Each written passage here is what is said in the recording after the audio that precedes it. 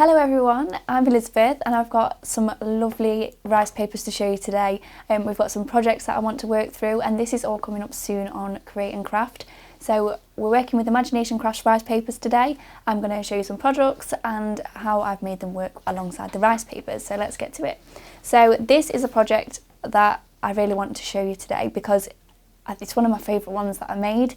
So I wanted to show you how we can get perspective with blending out the rice papers with the Cadence paints, because these rice papers were done with the Cadence paints only. So I wanted to do this because we wanted you to be able to extend your eye, get that perspective with every scene so you can make everyone personal to you, build the scenes up with the stamps and the stencils. And painting them has given the rice papers a lot of individuality and originality. So when you get these papers at home, you'll be able to create your own scenes. You'll be able to think that because it's painted, it looks even more original. So this is the canvas that I'm going to sort of recreate today and give you some little tips and techniques on how to use your paints, what tools to use when you blend in, and how to get a seamless blend with the perspective. So here I've got one of the rice papers. So usually when we work with Imagination Crafts rice papers, they have been done digitally, but me and David have hand painted these in the style of Impressionism. We've got the warm colours in there with the contrasting colours, so we've got reds and greens that work lovely together, which is something I really like doing, is having that contrast. So they're not harmonising colours necessarily, but when you do that you get the depth and you get the dimension because you've got such a high contrast. So as we can see here, so this is the street scene. So this is designed to give the perspective of people who are walking down the street. You've got these street lamps on there, you've got the trees, which this is one of my favourite rice papers, probably because we've got so much area to play with and create that individual story. So first what I'm going to do is I've just got a canvas. As you can see, my canvas is just a little bit bigger than my A4 piece of rice paper, but that's not a problem. I'm going to show you how we can get that sorted. So all I'm going to do is, like how we'd use the rice papers normally with Imagination Crafts, we're going to turn them onto the back. We're going to take a brush, a bit of water, and we're just going to wet and tear the edges. So by doing this, when we wet and tear the edges, we're going to get a lovely feathered edge. So this is going to be even more easier to blend the papers and get all the colours working nicely together. So I'm just going to rip this.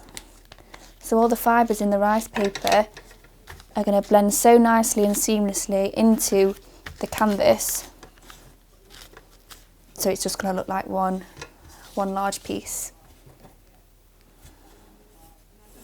Because when we painted the canvases, the original ones, they are done onto the same canvas that we're going to be working on.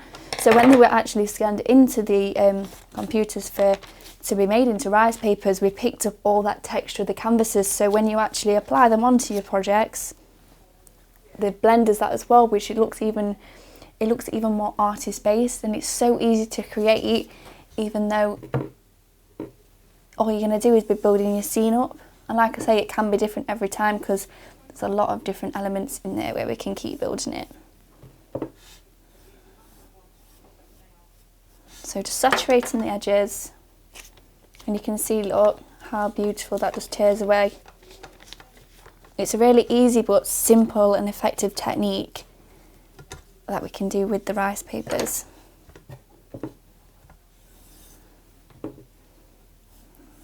So you might just have to put a few layers of water on just so it's fully soaked through. And then again, keep tearing and ripping the edges. Lovely. So you will have noticed we have just taken a little bit of the A4 sizing off there, but that's not a problem, and I'm going to show you how to pop that onto your canvases. So all I'm going to do is I'm going to take the fabric decoupage glue by Cadence, apply some to the back of the rice paper, and then taking a brush, all we're going to do is completely cover the back. So just making sure we've got a nice even coating on the back of the rice paper.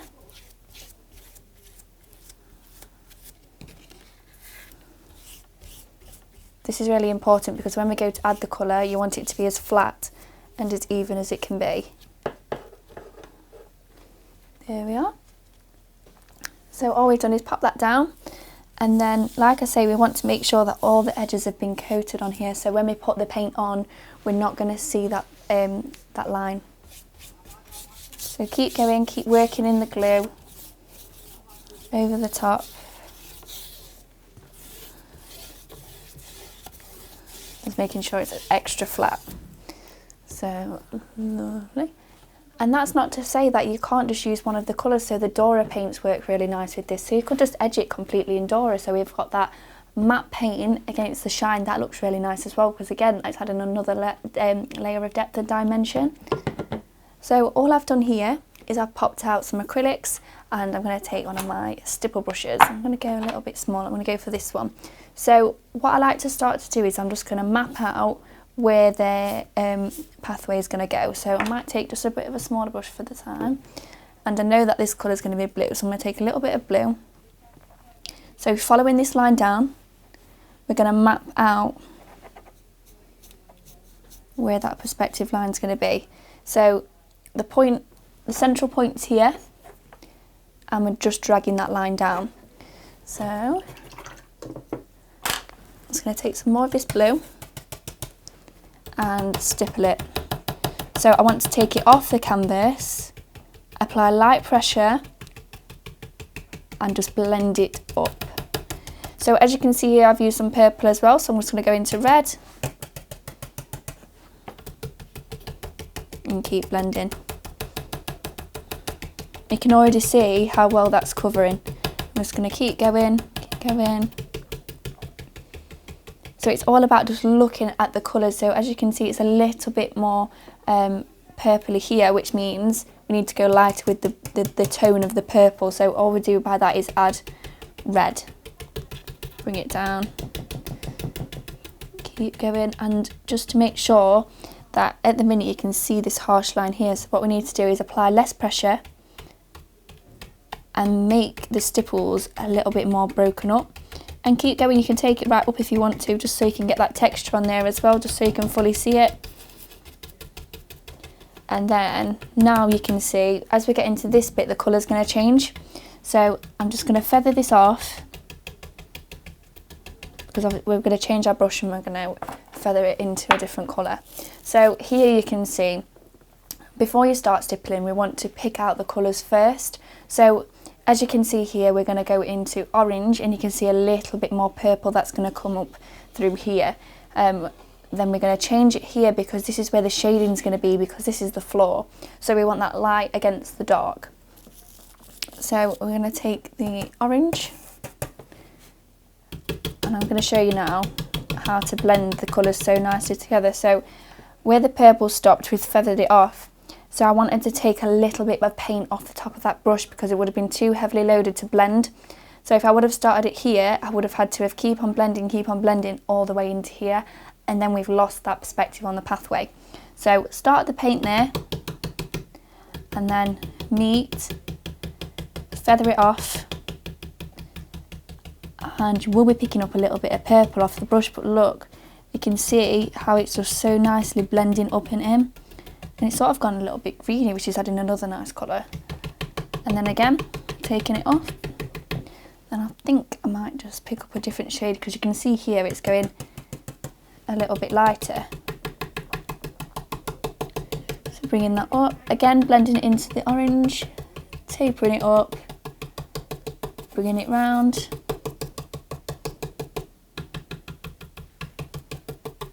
And then the next colour change is going to come in, so I think I might just take it a little bit further up.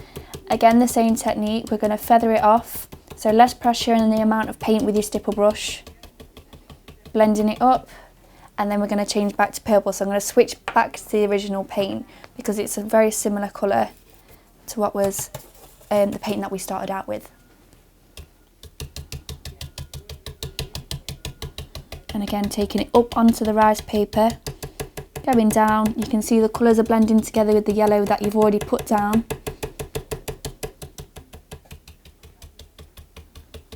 It's just all about picking the right colours and the pressure that you're putting on with the stipple brush, just so you can get that blend. You can even buff it as well, just so you get that to get that blend, but especially with the path, because we want it to have that texture. If you do that, just make sure you go over that line. So you can see here we've got a blocked line, and that's because I have just buffed it. But we can feather that out, and I might just take it down a little bit because this is quite a big blocked colour of yellow. There we go. And as you can see, look how much room now we've got to play with. Look how we can extend the trees down here. We can keep going with this. We can add more street lamps in. You've got space to put the car on. You can put the bench on. So we've just made that so much more bigger. You can add so much more to your products just by... I really enjoy doing this technique. I find it really therapeutic and just mixing all the paints together. So this is something that you can achieve really easy at home too. I'd love to see your projects and how far you can keep going with it and really building up and setting that scene and making your own projects. So next I wanted to show you a really quick and easy project, but it looks really effective. So I'm going to be working onto a smaller canvas now. So now we've got the opposite. So this is going to be, the rice paper is bigger than your canvas. So I'm going to give you some tips and techniques on how we can apply a seamless blend with that and pop that down, adding the rice paper to your canvases. So it's pretty similar to the other technique. So all we're going to do is I'm going to coat. So I know that this glue dries really fast. It has got a quick drying time. So what I'm going to do is I'm going to prep the canvas in stages. So I'm going to take my brush, and all I'm going to do, as far as the paint will spread, keep working it down with the glue. And I don't want to pull the glue so much where it's going to feather off and we're not going to get that even coverage. So glue the edges as well. So I'm just going to do halfway first and then pop that on. So what can happen sometimes is you can get really happy with the glue and keep going with the glue, and then your first bit's dried, which is an issue I know I have, because I'm like, oh, I'll just quickly glue it, but it's just about taking the time. So then when you're going to work onto your canvases, you're making sure that the surface is completely flat, because what can happen is where you applied more glue, it can bubble, and we just want to leave it so we've got a lovely flat bend. I mean, it depends on how quick you're working, but I know sometimes when you've got to get your rice papers in the correct position, it's just an easier place to like pivot and reposition. So as you can see, it's half stuck down, and again I'm going to go back in with the glue. I'll be able to glue all that down now.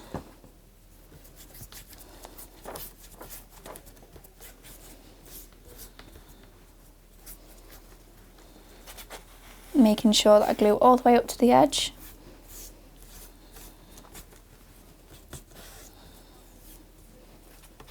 Like so, and pop it down. So now what we want to do, we want to push it down. So the remaining glue, I tend not to get more glue out, but it's up to you. It depends how much you've started off with. And then I want to make sure that it's all glued down. Like so.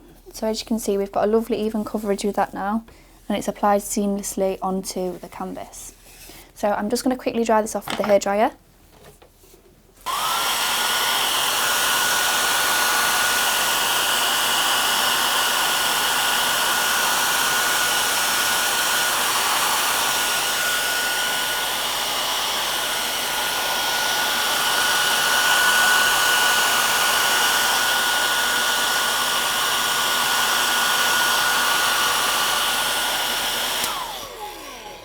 Lovely. So while that's dry, I'm going to be taking some sandpaper, and all I'm going to do, it's a really quick and easy technique, pull away those edges.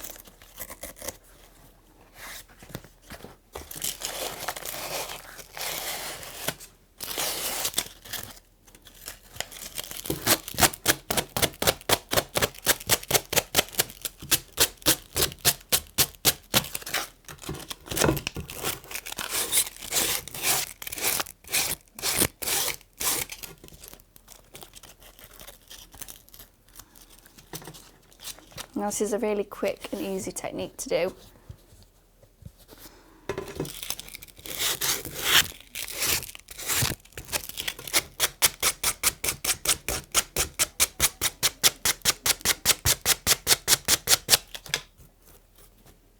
See how easy that just pulls away and you get that lovely crisp edge? That is what we're after. So as you can see, whether we've pulled the rice papers away, it's just feathered the edge off a little bit. So all I'm going to do is just take the remaining glue what's on my brush and we're just going to flatten that down.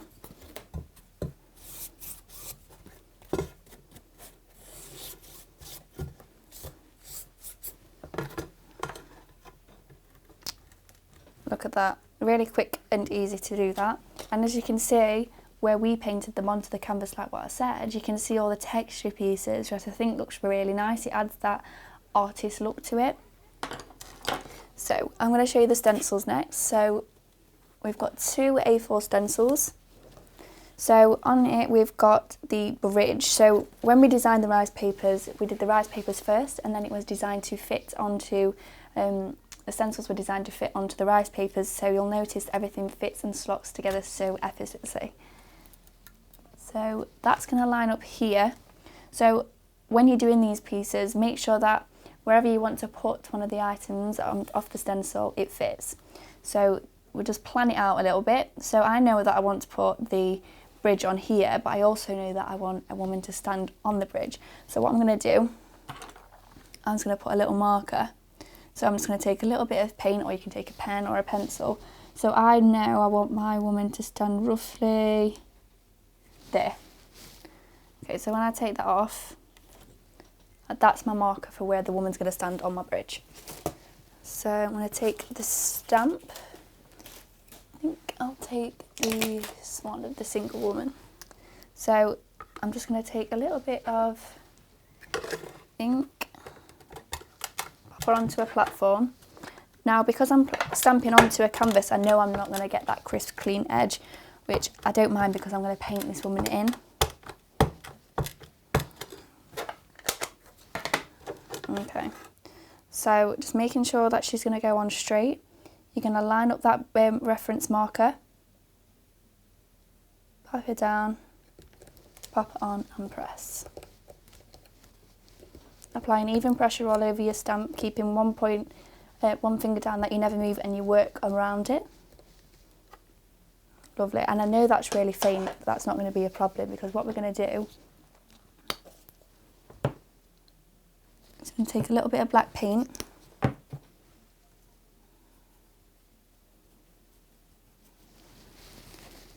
and you can faintly see where she is. And I like that it's quite faint because what we're going to do is we're going to paint the umbrella in. So what's great about that is you can put the woman in any other different clothes that you wanted to. We can change what she's wearing rather than it just being a silhouette. So again, we're adding another use to the stamps. So all I've done is follow that line, and I think I'm going to make it a deep red, purpley colour.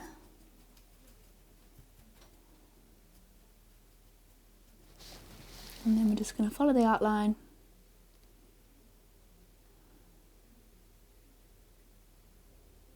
and paint the woman in.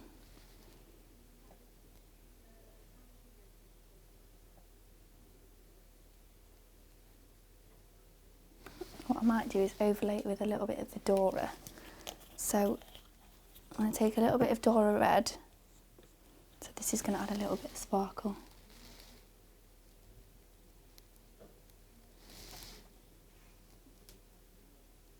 So this is going to give the shine of like it looks like it's raining. We've got a different matte on there with the shine of the Dora. So it shines silver, this one. So it's got a two-tone pigment shine. I'm happy with that. Looks really nice, that. So next we can go on to popping the bridge on. But what I'm going to do first is I'm going to make sure that I don't want to pop anything else around it because I want to make sure that we're getting the perspective right. So when we're planning, the bench is going to be a little bit further in front. So what I'm going to do is I'm going to put the bench on, but it's going to have to be flipped. So I'm going to take some Cadence stencil spray and we're going to put the bench on here.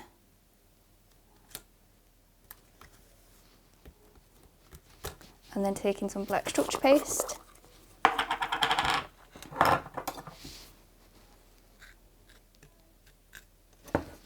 We're just going going to go over the bench.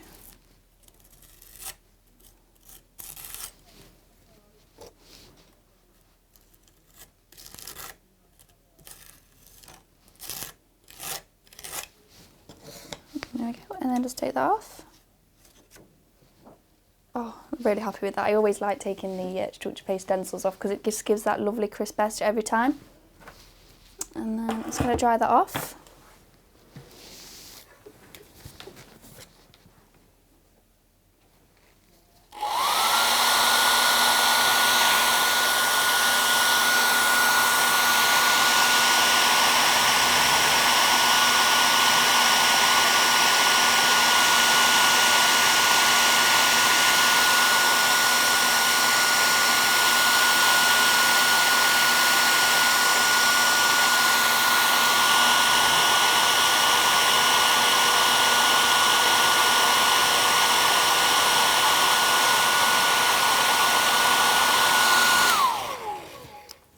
Lovely. You could also use your heat gun with this so we get a really puffed up look. You can add your wax onto it so you can get the effect of like a really old and used metal bench, which I might try that technique and see if I can get that look. I think I might pop a little street lamp on here as well. Let's use the smaller street light. I'm going to do this with, might use some black paint with this one.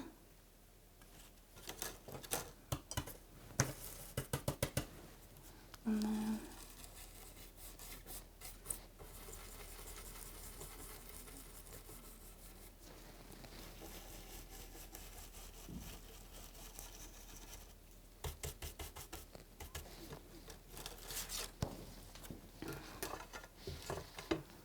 lovely, and now you can see, look how we've got the perspective even more. I'm going to put the bridge on now just to finish it off. So stencil spray again, and then pop the bridge on, and then using your structure paste. I like to apply this quite thick because we want that brickwork to look really effective on here.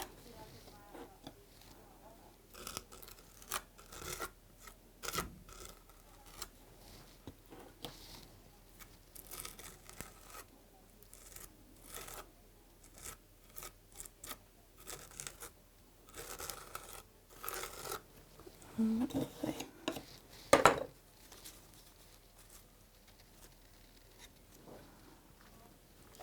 There we are, so the bridge has gone on there. Beautiful, look at that, how the woman's walking along the bridge. You've got that story set now, you've got how it all works together, you can see how it's all marrying. And then just to finish off the piece, I'm going to take a little bit of the black finger wax. So using a stipple brush, I'm just going to dip in, make sure the brush is fully covered, and I'm just going to buff in a little bit of the wax.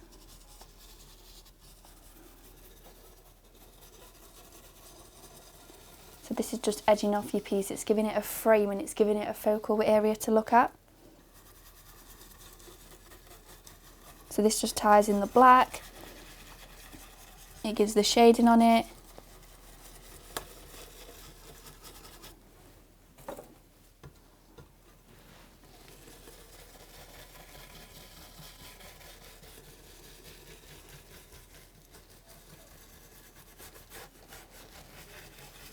And there we go. So I'm quite really happy with that. I think that looks really nice and effective. We've got the perspective on there, we've got the scene set, so I think that's a beautiful canvas. How quick and easy was that to do with all the stencils? And you can do that at home just for yourself, just like I have today, taking all the tips and techniques. So I can't wait to see what you're going to do with all of it, and make sure you watch on Create and Craft. Thank you.